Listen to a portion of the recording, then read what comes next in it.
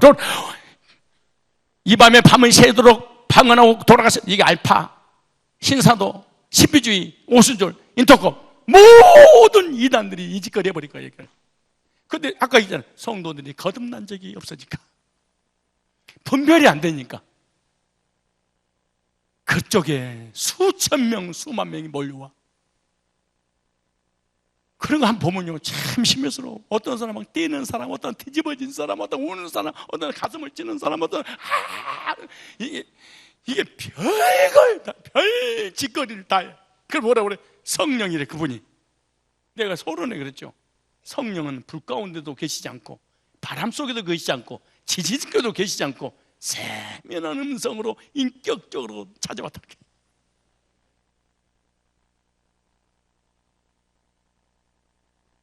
그럼 순간 기분은 좋아. 얼마나 좋아. 생각하고 노는이 뭐야.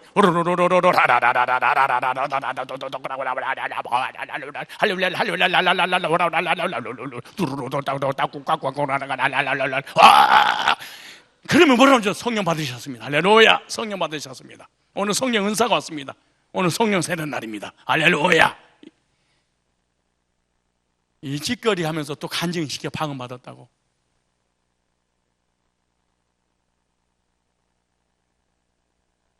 여러분이 복음을 들어서 인격적으로 하나님 만나서 구원받게 하는 것은 오래 걸립니다, 사실은요. 근데 사람들, 목회자가 됐던 교인들이 쉬운 것을 하고 싶은 거야. 뭔가 세밀한 음성으로 인격적으로 다가오시는 하나님을 만날 생각하지 않아.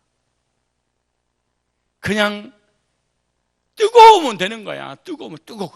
여러분 지금 졸리죠? 왠지 안 뜨거우니까 그럼. 근데 이 시간에 한번 해봐봐. 예? 불길 같은 성신여. 내가 한번 여러분 한번 끌어볼까? 드럼 치고 여기 깽가라 치면서 간구하누르게 성령이 임하사 내 영혼에 소, 쫙 불길이 가서 그 다음에 이제 이걸 또 빨리 불길이 가던 성신이야 불길이 가던 불 이래 봐봐. 이러면 이 사람들요 여기 미친 진짜 본성이 드러날 거야. 이 본색들이 드러날 거야. 그냥 다혈질들은 그냥 앞에 있는 머리 막 끄집어내고 의자 들썩거리고 침이 막 5m까지 뛰고 막 그러면 한 사람 나중에는 여기 있다 모자라 여기 올라가죠. 그리고 누구는 봤니 들었니 뭐 했니 이 짓거리를 하면서 성령이래. 그래 성령 그렇게 오시는 게 아니야. 성령은 그렇게 오시는 게 아니야. 그런 성령이 지구상에 어디가 있어? 어디가 있어요? 오순절 마가 다락방에 있었잖아요. 그런 쓰잘데없는 짓 하고서 오순절 마가에 다락방에 오신 그 성령은요 구원의 확신을 갖게 하는 성령이지 우리 흔드는 성령이 아니야. 그럴 수도 있지. 그러나 그거는 본질이 아니다는 거야. 다시 보세요. 개인적인 희년이 어떻게 오는가. 에베소서 1장을 찾아보세요. 이 말씀을 암송을 하세요. 성령 세대에 대해서 누가 얘기하면 찾아보세요. 이건 암송해야지 여러분이 미혹의 영한테 넘어가지 않습니다. 1장 13절 시작. 그 안에서 너희도 진리의 말씀 곧 너희의 구원의 복음을 뭐하고? 듣고 구원 상담 복음을 분명하게 듣고 근데 복음을 들어줬어? 듣대 그 안에서 또 믿어 나를 위한 신년이구나 이거 믿었어? 약속의 성령으로 그때 도장을 찍었어. 언제 기도할 때 성령이 와? 언제 넘어질 때 성령이 와? 그런 게 어디가 있어요? 복음의 나팔이 불려질 때 그게 믿을 때 누가 성령께서 인격적으로 내 안에 들어와 인을 쳐서 너는 내 백성이야 딱 도장 찍는 거예요.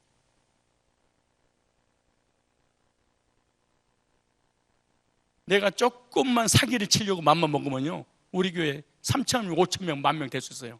내 스타일로 내 이 열정과 이 카리스마와 이 은사를 가지고 엎어지고 뒤집어 버리면 얼마든지 만들 수 있어. 그런데 그런 사기를 치고 싶어서 그거 없어. 왜? 내가 청년 때 해봤거든. 자 보세요. 개인이 복음의 나팔소를 들을 때 죄에서 자유롭게 되는 게 개인적 인연이야. 뭐 어디서? 사람의 마음으로 믿어 의외로 입으로 신하에 뭐예요? 구원에 이르니라. 복음의 나팔을 듣고 구원받는 거야. 자, 구원을 받을 때 일생에 단 한 번 있는 희년의 경험을 한 거야 이게. 그러니까 복음을 듣고 죄산 받고 딱 거듭나잖아요. 그럼 그 기쁨은 방언 받을 때하고는 억만 분의 1도 안 돼.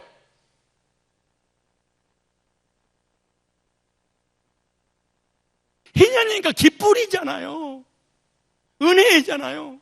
행위가 아니잖아요. 노력이 아니잖아요. 그 다음에 로마서 10장 14절에 보세요. 근데 구원의 경험을 못한 이유가 뭐냐? 그런데 저희가 믿지 않냐니 어찌 부르리요? 듣지도 못하니 어찌 믿으리요? 전파하는 적 없이 어찌 들으리요? 그럼 전파하는 자가 있어야지 듣고 믿고 믿어야지 내가 하나님의 자녀라고 입으로 고백할 텐데 누가 전해줘? 왜? 복음을 가지고 있는 사람이 없으니까. 복음의 나팔 소리를 거부하는 사람은 희년을 마주할 수 없습니다. 교회를 다녀도 절대로 안 됩니다 이게요. 내가 은사 받은 사람들 알아요. 그 사람 마음의 상태를 내가 얘기 안 해도 얼마나 공허한 줄 아세요? 얼마나 혼돈한 줄 아세요? 얼마나 무질서한 줄 아세요? 얼마나 평안이 없는 줄 아세요? 있어도 그때 잠깐 있다 말아버리는 거야. 그래서 오늘 1시간 기도해서 먹고 왔으면 다음 주에 또 오려면 신을 또 받으려면 2시간 해야 되고 그 다음 4시간 해야 되고 그 다음 6시간 해야 돼. 나중에 내가 강대상 살아야 돼. 강대상 못 내려와요. 그걸 자꾸 받아야 되니까. 그리고 성도들도 더 센 데로 또 옮겨줘. 센 목사처럼. 왜? 센 은사가 자꾸 이동하는 거지. 개인적인 희년은 모형의 실체신 예수님의 십자가의 복음을 날 것으로 믿을 때 몇 번에? 단번에 오는 거야 이게.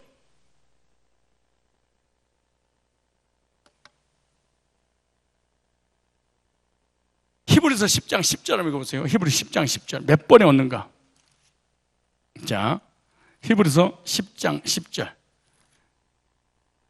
자, 10절 시작.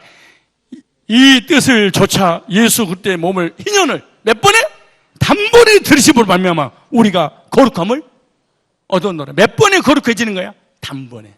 이거는 신분이 완전히 바뀌어버리는 거야, 이게.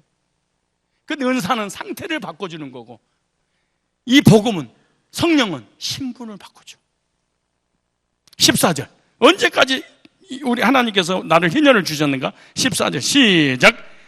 저가 한 제물로 거룩하게 된 자들을 영원히 온전케 하셨느니라. 따라 단번에 영원히 온전케. 주님께서 십자가에서 조금 우리 죄를 남겨놓지 않았어요. 단번에 해결하는 거예요. 예수님이 십자가에서 단번에 해결해서 우리 구원도 몇 번에 받는 거예요? 단번에. 첫째, 단번에 죄에서 자유를 얻었어. 나중에 제배가 찾으세요. 계시록 1장 5절. 두 번째, 단번에 죄인을 의인으로. 로마서 3장 24절, 로마서 3장 26절. 단번에 의인으로. 몇 번 의인으로? 그래서 성도 그런 거야. 근데 교인들한테 죄인이요, 의인이요? 죄인이지요. 지금 어디 가요? 지옥 가죠. 죄인을 뭘로? 의인으로. 사망에서 뭘로 옮겨졌어? 생명으로. 요한복음 5장 24절에. 행위로 되는 게 아니에요. 율법으로 되는 게 아니에요. 방언으로 되는 게 아니에요. 신비주의로 되는 게 아니에요. 은사로 되는 게 아니에요. 도덕과 윤리로 되는 게 아니에요. 희년이라고 하는 역사적 희년을 내 걸로 믿을 때 몇 번에? 단번에 사망의 생명으로 죽은 자가 살아나서 요한복음 5장 24절에 계시록 1장 5절에 보면 죄에서 뭐해서 우리를 자유를 주셨다고 그래. 그 다음에 로마서 3장 26절에 보면 예수님도 의인이고 예수 믿는 자도 의인이다 그렇게 말해. 사망의 생명으로 요한복음 5장 24절에 내가 진실로 너희에게 이르노니 내 말을 듣고 또 나 보내신 이를 믿는 자는 영생을 얻었고, 이거는 감정도 아니고 이론도 아니고 인간의 말도 아니고 이걸 약속을 그대로 믿는 거야. 감정이 아니라 느낌이 아니라니까. 약속을 나의 것으로. 사망에서 뭘로? 생명으로. 혼돈에서 질서로. 야, 진짜 왜 이렇게 교회를 다니고 신앙생활에도 창세부터 계시록까지 이단과 정통부터 시작해서 내 주변에 전부 다 혼돈해. 근데 복음이 딱 들어오면 하나님 질서를 딱 잡아줘. 신비스러울 정도야. 흑암에서 빛으로. 뭘 어디서? 흑암.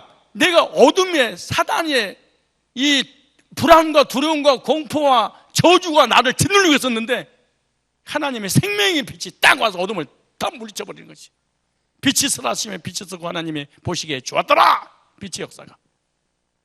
그 다음에 주님, 여러분 예배를 드리고 기도하고 헌신하고 충성하고 아무리 성경을 100독을 읽어도요, 이 단번에 얻는 구원이 오기 전에 내 마음속에 왜 그렇게 공허한지,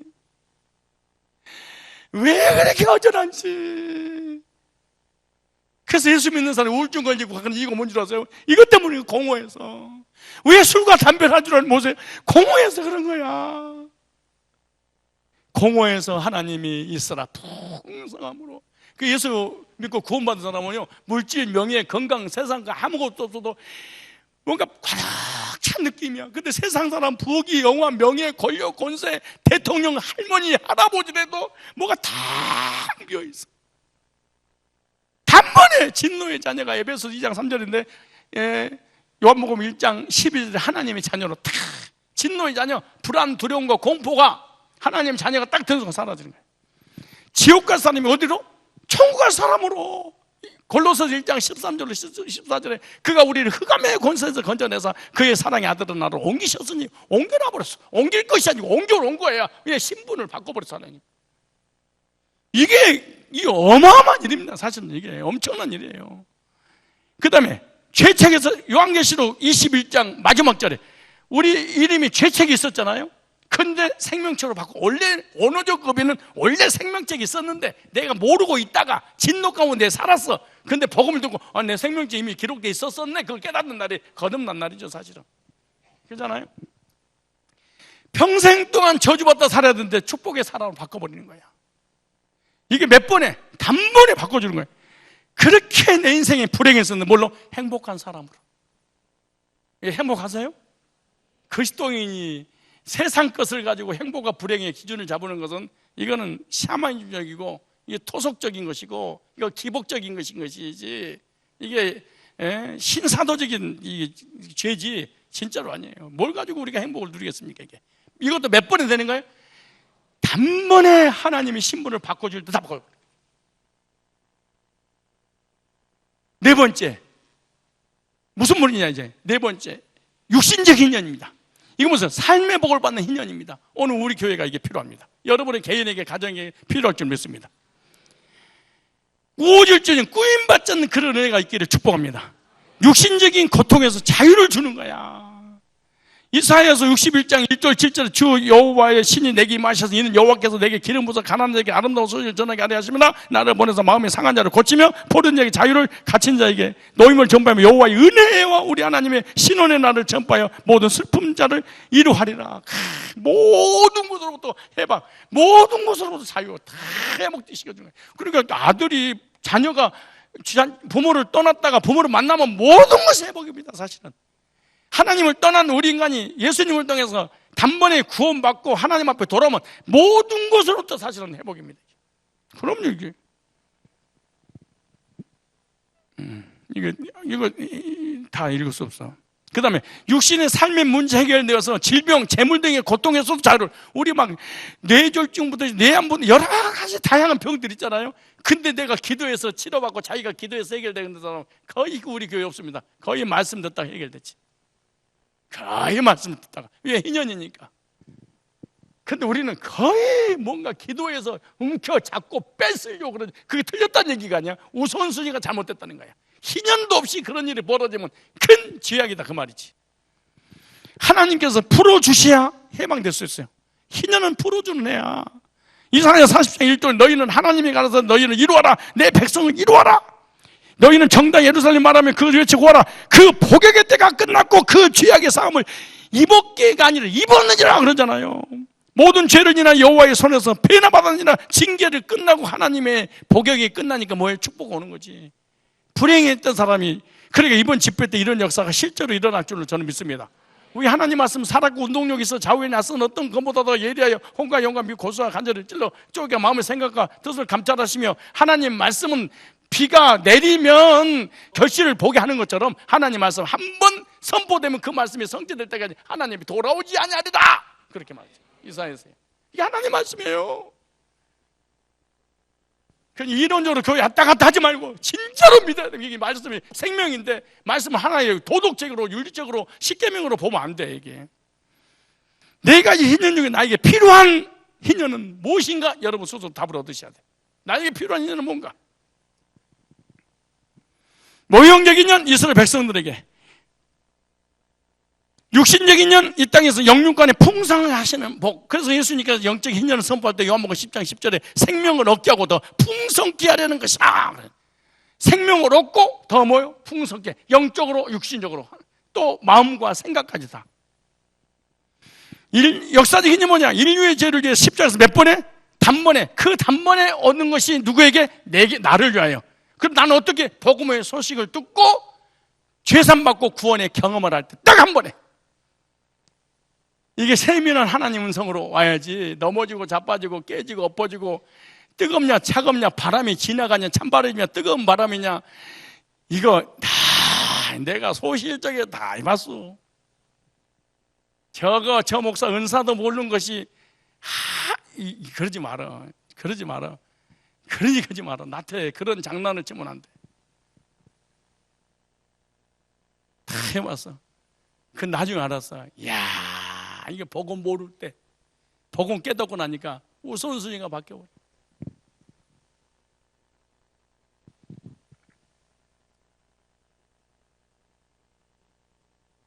여러분 개인적인 희년을 경험했습니까? 역사적인 희년이 내 개인적인 나를 위한 희년이라고 그 복음을 들을 때 내 마음속에 진정한 기쁨과 평안과 완식이 왔습니까? 이게 와야 돼. 다시 말해서 구원 받았냐 말은 개인적인 희년이 오므로 구원의 확신을 가졌냐 그 말이에요. 육신적인 희년 어떠세요? 뭐 어떠세요? 다 필요하지. 어떠세요? 질병은 어떠십니까? 물질의 문제는, 가정의 문제는, 사업의 문제는 어떡하십니까? 여러분이 필요한 희년이 뭐라고 생각하십니까? 하나님 이번 집회 때 내가 필요한 희년이 영적인 것이든 개인적인 것이든 삶의 것인 것은 이게 나는 필요합니다. 이번 희년에 하나님께서 내게 주신 말씀을 통해서 희년의 기쁨을 누리게 해주실 줄 믿습니다. 왜냐? 그 복역의 때가 끝났다. 이게 희년입니다. 그 죄악의 사함을 입었느니라. 그리고 징계 받은 거 그 몇 배로 하나님만 받았느니라. 이렇게 말씀하잖아요. 하나님 다 회복시켜 주는 거예요. 이게 복역의 때가 끝났으니까 뭐 하는 거야? 자유를 선포하는 거야. 우리 학생들, 청년들이 정말로 개인적으로 이런 사람이 몇 명만 있으면 불바다가 될 텐데, 정말로 불바다가 돼버릴 텐데, 영적인 바람이 불 텐데 이걸 하나 찾기가 힘들어. 이거 하나 찾기가 하늘의 별따기야. 이 목장 안에 이런 목자와 이런 목원들이 있으면 그 목장과 목원에 의해서 불바람이 불 텐데 이런 사람이 없어. 없어.